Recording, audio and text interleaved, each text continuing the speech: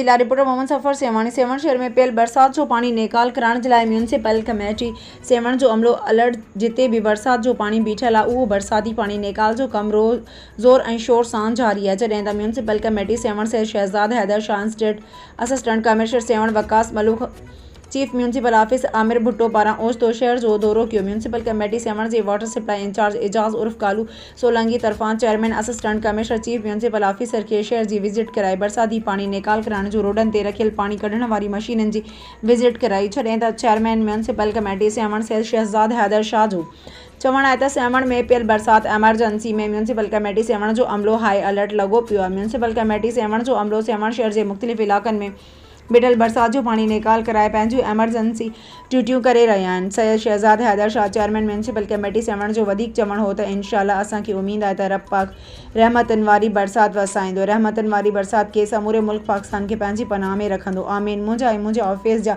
सेवण जी अवाम जी ख़िदमत करण जे लाइ 24 कलाक दरवाज़ा खुलियल आहिनि। असांखे सेवण जी अवाम एॾो मान ॾिनो आहे, असांखे ज़िम्मेवारी ॾिनी आहे, उहा ज़िम्मेवारी निभाइण जी कोशिशि करे रहिया आहियूं।